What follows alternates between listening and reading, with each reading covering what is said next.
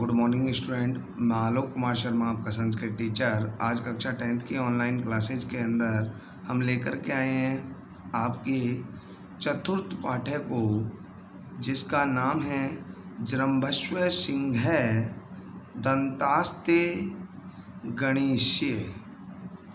जृंभस्व सिंह दंतास्ते गणेश्य अर्थात सिंह जम्भाई लो, अर्थात हे शेर जम्भाई लो, मैं तुम्हारे दांतों को गिनूंगा।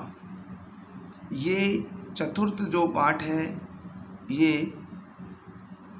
चैप्टर नंबर 4 आपकी बुक का, इसमें ये बताया गया है कि ये जो शेर है उसके साथ में एक बालक खेलता है, तो वो इतना बहादुर बालक होता है कि वो शेर के साथ खेलते हुए उस शेर से कहता है कि हे सिंह, हे शेर, आप जम्हाई लो और मैं आपके दांतों को गिनूंगा।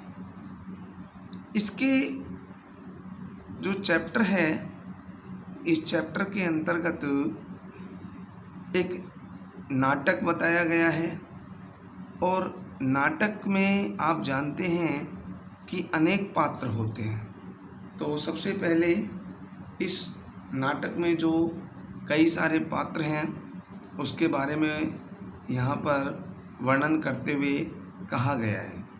तो देखिए, सबसे पहले हम पढ़ते हैं इस चैप्टर का पाठ परिचय, कि पाठ परिचय के अंतर्गत आखिर में क्या चीज़ बताई गई है।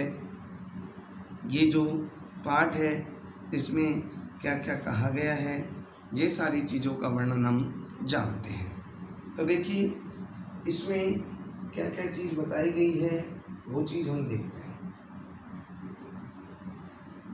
अभिज्ञान शाकुंतलम न केवलम महाकवि कालिदासस्य एव अपितु संस्कृत साहित्यस्य अपि सर्वश्रेष्ठा रचना अस्ति। अभिज्ञान शाकुंतलम एक नाटक का नाम है। न मतलब नहीं, केवलम मतलब केवल, महाकवि कालिदासस्य अर्थात महाकवि कालिदास का ही, एवं मतलब ही, अपितु मतलब अपितु, संस्कृत साहित्यस्य अपि अर्थात संस्कृत साहित्य का भी, सर्वश्रेष्ठा सबसे श्रेष्ठ, रचना अस्ति है। अर्थात अभिज्ञान शाकुंतलम न केवल महाकवि कालिदास का ही अपितु संस्कृत साहित्य का भी एक सर्वश्रेष्ठ रचना है। कहने का तात्पर्य है कि ये जो नाटक हमारे यहाँ पर दिया गया है, ये अभिज्ञान शाकुंतलम नाटक के भाग में से एक छोटा सा अंश है। यह अभिज्ञान शाकुंतलम न केवल महाकवि कालिदास के द्वारा अपितु संस्कृत साहित्य का भी सबसे श्रेष्ठ नाटक है, नाटकों की सबसे श्रेष्ठ रचना है। यथा च केन अपि कविना कथितम। यथा अर्थात जैसे, च अर्थात और, केन अपि किसी भी, कविना कवि के द्वारा, कथितम कहा है, यानी कि जैसा कि किसी कवि ने कहा है। क्या कहा है? वो पंक्ति नीचे दी हुई है। काव्येषु नाटकम रम्यम तत्र रम्या शकुंतला। काव्येषु नाटकम रम्यम तत्र रम्या शकुंतला। इसका क्या तात्पर्य है? काव्येषु के मतलब है काव्यों में, नाटकम मतलब नाटक, रम्यम मतलब रमणीय है, कि काव्य जो होते हैं उनमें नाटक जो होते हैं वो बहुत अधिक रमणीय होते हैं, बहुत अच्छे होते हैं, बहुत सुंदर होते हैं। तत्र अर्थात और उनमें भी, या वहाँ पर रम्या शकुंतला, रमणीय जो होता है वो शकुंतला है। यानी कि शकुंतला से तात्पर्य है अभिज्ञान शाकुंतलम से, यानी कि काव्यों में नाटक रमणीय है और नाटकों में भी अभिज्ञान शाकुंतल जो नाटक है वह बहुत अधिक रमणीय है। यानी कि काव्यों में तो नाटक रमणीय होते हैं और नाटकों में भी सबसे रमणीय जो नाटक है वो अभिज्ञान शाकुंतलम है। इस पंक्ति के माध्यम से हमें ये दर्शाया गया है। नेक्स्ट, प्रस्तुत नाट्यांश शाकुंतलस्य सप्तम अंकात् उद्धृत्य संपादिता अंश अस्ति।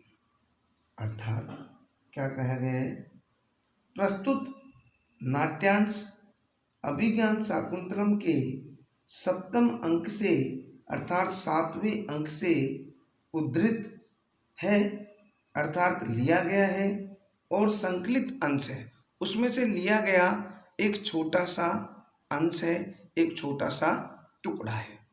प्रस्तुत जो नाट्यांश है अर्थात यह जो नाट्यांश एक नाटक का टुकड़ा, एक नाटक का छोटा सा भाग जो यहाँ पर चतुर्थ पाठ के रूप में आपके दिया गया है, ये अभिज्ञान शाकुंतलम नाटक के 7वें अंक से उद्धृत है, लिया गया है, और उसका एक संपादित एक छोटा सा अंश है। दानवै सह कृते युद्धे इंद्रस्य विजयानन्तरम इंद्रपुरी अमरावती इतः प्रत्यागच्छन् राजा दुष्यंत मार्गे महर्षि मारीचितस्य आश्रमे विश्रामं करोति। अब ये तो थी तो भूमिका थोड़ी सी। अब इस नाटक के अंतर्गत इस नाट्यांश में क्या बात बताई गई है उसके बारे में थोड़ा सा वर्णन किया गया है। तो देखिए, दानवै सह कृते युद्धे इंद्रस्य विजया अनंतरम इंद्रपुरी अमरावती इतः प्रत्यागच्छन् राजा दुष्यंत मार्गे महर्षि मारीचस्य आश्रमे विश्रामं करोति। यानी कि क्या बताया है, दानवों के साथ युद्ध करने पर इंद्र की विजय के बाद इंद्रपुरी अर्थात अमरावती से लौटते समय राजा दुष्यंत मार्ग में महर्षि मारीच के आश्रम में विश्राम करता है। कहने का तात्पर्य यह है कि जब दानवों के साथ में युद्ध करके और इंद्र पर विजय प्राप्त करने के पश्चात इंद्रपुरी जो अमरावती है उससे लौटते समय राजा दुष्यंत मार्ग में या रास्ते में महर्षि मारीची जो हैं उनके आश्रम में विश्राम करता है। तत्र बालकस्य सर्वदमनस्य सिंह शिशु क्रीडां व्यवहार चंचलतां च दृष्ट्वा तस्य मनसि बालकं प्रति स्वाभाविकम् आकर्षणम् उत्पन्नं भवति। तत्र अर्थात वहाँ पर बालकस्य मतलब बालक के जो सर्वदमन है, बालक का नाम क्या है, सर्वदमन। तो वहाँ पर बालक सर्वदमन की सिंह और शिशु के साथ क्रीड़ा और व्यवहार और चंचलता को देखकर उसके मन में बालक के प्रति स्वाभाविक आकर्षण उत्पन्न हो जाता है। अर्थात जो राजा होता है उसके सामने जब वहाँ पर बालक सर्वदमन जो है, उस सर्वदमन बालक का सिंह और शिशु की, शेर और उस बालक की जो क्रीड़ा, उसका जो खेलना है, उसकी व्यवहार को और उसकी चंचलता को देख करके उसके मन में बालक के प्रति स्वाभाविक आकर्षण उत्पन्न हो जाता है। क्योंकि कोई भी व्यक्ति यदि एक छोटे से बालक को शेर के साथ में खेलता हुआ देखता है तो उसका मन जो है वो स्वाभाविक रूप से आकर्षित हो जाता है। तो यहाँ उसके साथ में भी, राजा के साथ में भी ऐसा ही होता है कि जब वह रास्ते में, जब वह उस बालक को शेर के साथ में क्रीड़ा करते हुए देखता है, खेलते हुए देखता है, क्रीड़ा मीन्स खेलना, उसके साथ में देखता है, तो उसका व्यवहार और उसकी चंचलता को देख करके उसके मन में बालक के प्रति एक स्वाभाविक सा आकर्षण उत्पन्न होता है। शनैः शनैः वार्तालाप प्रसंगेन तस्य विश्वासे भवति यत् सर्वदम्नः तस्य पुत्र एव इत्थं कविना अस्मिन् दृश्ये बालकस्य चापल्यं दुष्यन्तस्य च वात्सल्यम् अतीव मनमोहकतया वर्णितम् अस्ति। शनैः शनैः अर्थात धीरे धीरे, वार्तालाप प्रसंगेन बातचीत के प्रसंग से, तस्य विश्वासे भवति उसे विश्वास हो जाता है, यत् अर्थात कि सर्वदमन तस्य पुत्र एव, कि जो सर्वदमन है उसी का पुत्र है। तो धीरे धीरे जब वो दुष्यंत राजा जो है वो बातचीत करता है तो उस बातचीत के माध्यम से उसे विश्वास हो जाता है कि सर्वदमन नामक जो बालक है यह उसी का पुत्र है। इत्थम कविना अस्मिन् दृश्ये बालकस्य चापल्यम दुष्यन्तस्य च वात्सल्यम अतीव मनमोहकतया वर्णितम अस्ति।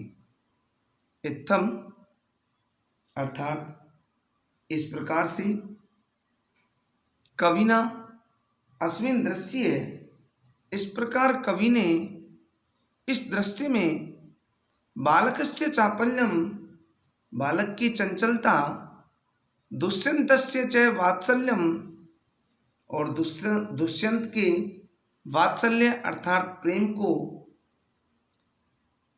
अतीव बहुत अधिक या अत्यंत, मनमोहकता वर्णितम अस्ति, मनमोहक रूप से, बहुत ही अच्छे रूप से यहाँ पर वर्णित किया है। कहने का बात तात्पर्य है कि जो यहाँ पर नाटककार हैं उन्होंने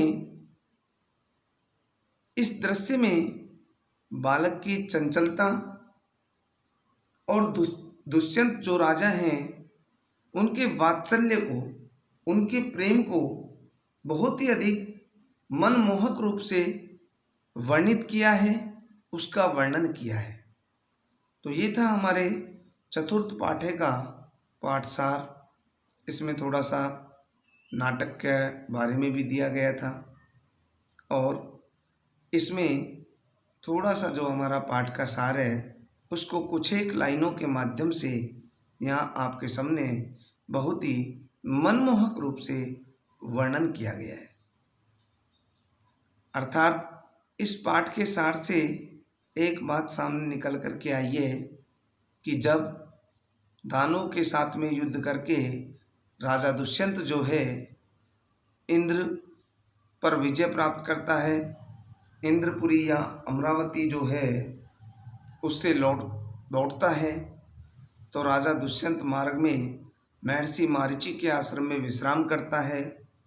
वहाँ पर बालक जो सर्वदमन होता है, सर्वदमन उस बालक का नाम है, उसको बालक की और उस शेर की जो खेलना है, क्रीड़ा है उनकी, उनके व्यवहार को और चंचलता को देख करके उसके मन में उस बालक के प्रति एक स्वाभाविक सा आकर्षण उत्पन्न होता है।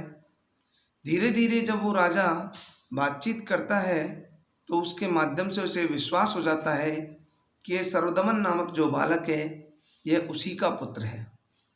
इस प्रकार इस सारे दृश्य में बालक की जो चंचलता है, बाल और उसका दुष्यंत जो राजा है उसका वात्सल्य, उसका जो प्रेम है, उसका यहाँ पर कवि ने बहुत ही मनमोहक रूप से, बहुत ही सुंदर ढंग से यहाँ पर वर्णन किया है।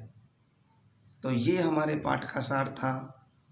अब हम बढ़ते हैं पाठ की ओर, पाठ के विस्तार से वर्णन की ओर। तो देखिए, जैसा कि मैंने आपको बताया कि जो आपका ये चतुर्थ पाठ है, ये एक नाटक है जिसका नाम दिया गया है जृंभस्व सिंह दंतास्ते गणेश से, कि सिंह हे शेर जम्हाई लो, मैं तुम्हारे दांतों को गिनूंगा। तो इसमें देखिए, जो नाटक का जो चैप्टर होता है उसमें सबसे पहले मैं आपको बता दूं कि अनेक सारे कई पात्र होते हैं। वो पात्र, एक बार एक पात्र बोलता है, एक व्यक्ति बोलता है, उसके बाद में दूसरा बोलता है। नाटक के अंदर कई सारे पात्र होते हैं। ये नाटक जो होता है वो पात्रों के माध्यम से दर्शाया जाता है। तो यहाँ पर हम बढ़ते हैं पाठ की ओर। नेपथ्य, देखिए ब्रैकेट के अंदर नेपथ्य दिया हुआ है। नेपथ्य से तात्पर्य होता है कि जब भी कोई नाटक का हम प्रारंभ करते हैं, चाहे हम नाटक प्रत्यक्ष रूप में देख रहे हैं या हम सीरियल देख रहे हैं, तो पहले एक बार उस नाटक की भूमिका बनाई जाती है कि जो स्थिति जो है वो क्या चल रही है। तो यहाँ पर नेपथ्य से स्टार्ट किया गया है, अर्थात पर्दे से स्टार्ट है।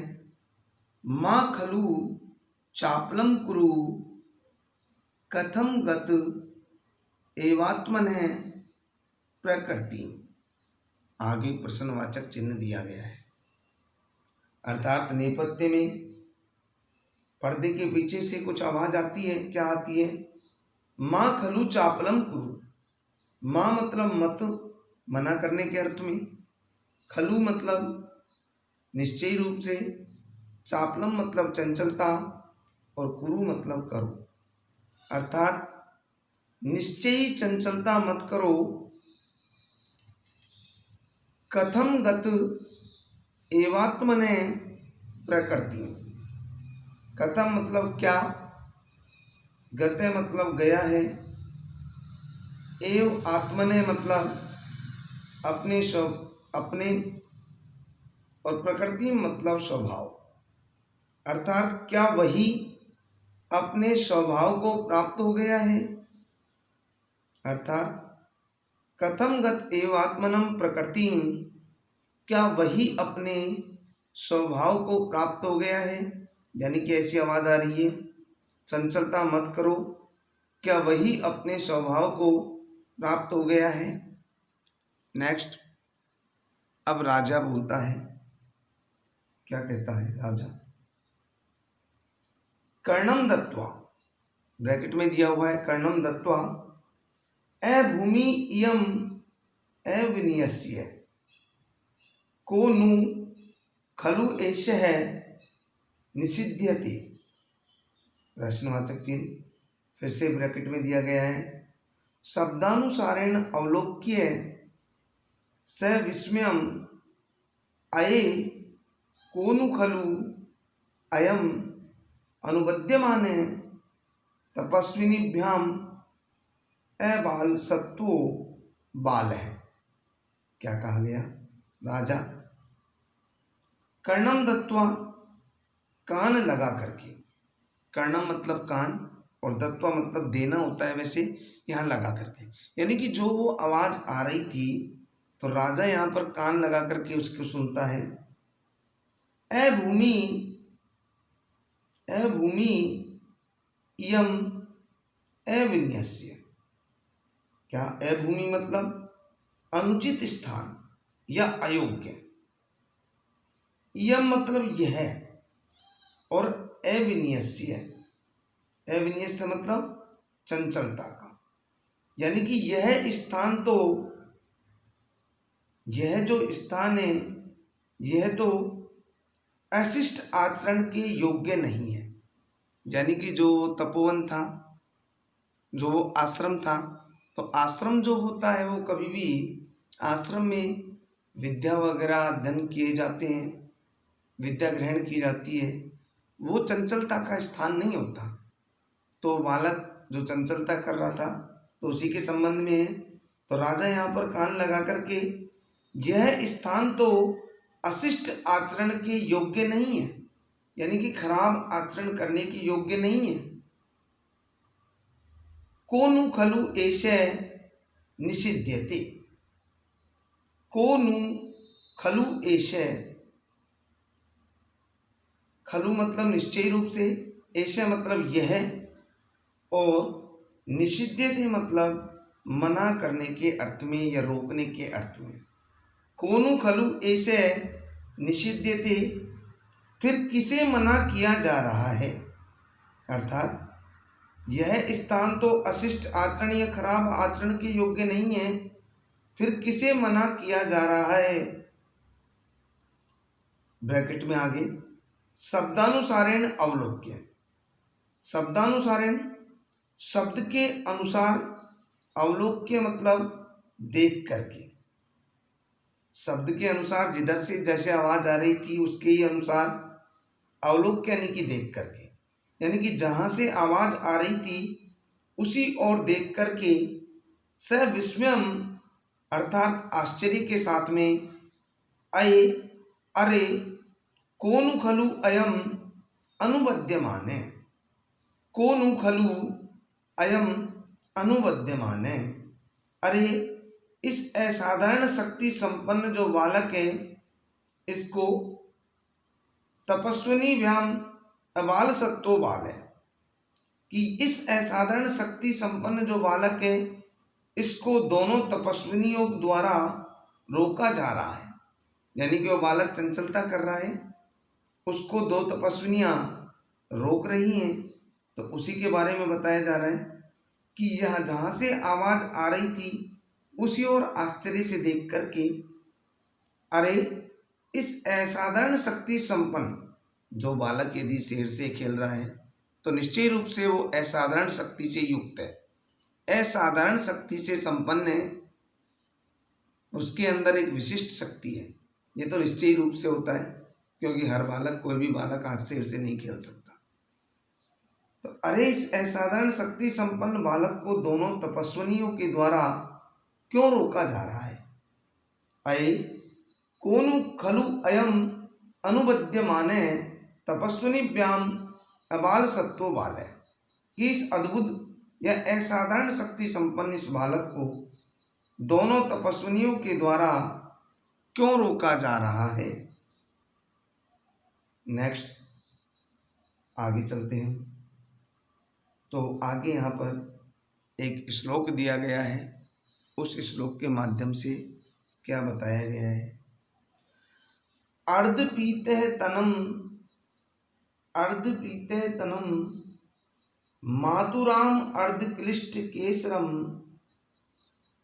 प्रक्रीडितुम सिंह शिशुम बलात्कारेण कर्षति। अर्थात अर्धपीतनतम, जिसने अपनी माता का दूध आधा ही पिया है, अर्थात अर्धपीत आधा पिया हुआ, तनम अर्थात दूध। क्या कहा, अर्धपीतनम जिसने अपनी माता का दूध आधा ही पिया है, आर्धक्लिष्ट केसरम अर्थात खींचने से इधर उधर बिखरे हुए बालों वाला। नेक्स्ट बलात्कारेण अर्थात बलपूर्वक, कर्षति अर्थात खींचता है। अर्धपीतः तनम मातुराम अर्धक्लिष्ट केशरम प्रक्रीडितुम सिंह शिशुम बलात्कारेण कर्षति। अर्थात जिसने अपनी माता के दूध को आधा ही पिया है, तथा खींचने से जिसके बाल बिखरे हुए हैं, ऐसे शेर के बच्चे या शेर का जो सिंह शावक है उसको खेलने के लिए यह बलपूर्वक खींच रहा है। यानी कि ये सर्वदमन बालक के लिए आया है कि सर्वदमन बालक किस प्रकार से उस शेर को के जो बच्चा है, उस शेर का जो बच्चा है उसको किस प्रकार खेलने के लिए अपनी ओर खींच रहा है। कि जिसने अपनी माता के दूध को अभी आधा ही पिया है तथा खींचने से जिसके बाल इधर उधर बिखरे हुए हैं, ऐसे शेर के बच्चे या सिंह के शावक को खेलने के लिए यह जो बच्चा है जो सर्वदमन है, यह बलपूर्वक खींच रहा है। यानी कि स्थिति क्या बताई गई है इस श्लोक के माध्यम से कि अर्धपीत तनम मातु आम अर्धक्लिष्ट केसरम प्रक्रीडितुम सिंह शिशुम बलात्कारेण कर्षति। मातु मतलब माता के, अर्धपीत तनम अर्थात जिसने माता के दूध को अभी आधा ही पिया है, अर्धक्लिष्ट केशरम अर्थात खींचने से जिसके बाल बिखरे हुए हैं, प्रक्रीडितुम खेलने के लिए, सिंह शिशुम शेर के बच्चे को या सिंह के शावक को बलात्कारेण कर्षति अर्थात बलपूर्वक खींच रहा है। यानी कि जिसने अपनी माता के दूध को आधा ही पिया है तथा खींचने से जिसके बाल बिखरे हुए हैं, ऐसे शेर के बालक या सिंह शावक या शेर के बच्चे को खेलने के लिए यह बलपूर्वक खींच रहा है। नेक्स्ट आगे, ततः प्रविष्टि यथा निर्दिष्ट कर्म तपस्विनीभ्याम सह बालः।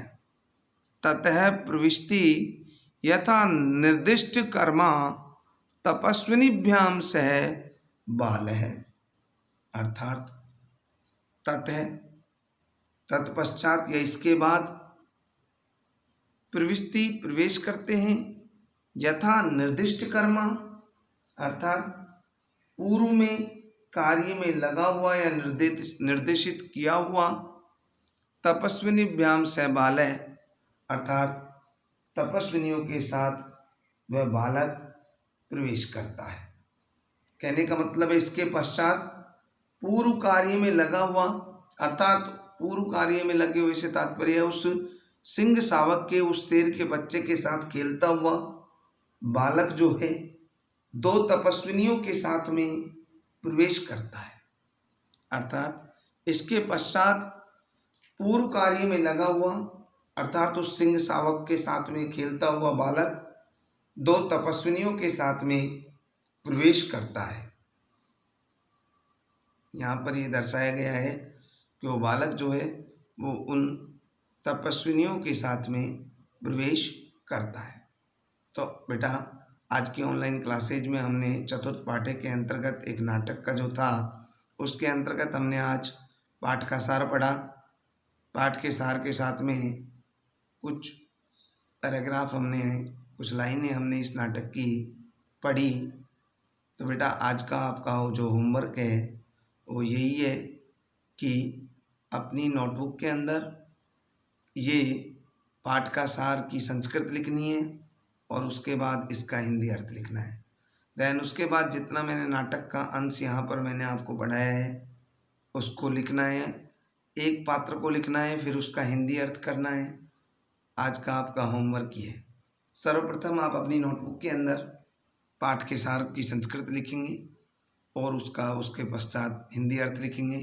देन उसके बाद जब आपका नाटक प्रारंभ हो रहा है नाटक का नाम डालेंगे, फिर उसके बाद एक लाइन संस्कृत की जो होगी, एक पात्र जो बोल रहा है उसको आप संस्कृत में लिखेंगे, उसके बाद उस संस्कृत की आप हिंदी अर्थ करेंगे, फिर उसके बाद संस्कृत लिखेंगे, फिर उसका हिंदी अर्थ करेंगे। तो आज का आपका होमवर्क यही है, आपको अपनी नोटबुक के अंदर इसे करना है और साथ ही साथ जितना मैंने आज आपको पढ़ाया है उसे आपको लर्न भी करना है। बेटा ये कार्य होमवर्क जो है आपको लगातार करना है। आज का आपका होमवर्क जो मैंने बताया है यही है। Thank you, have a nice day.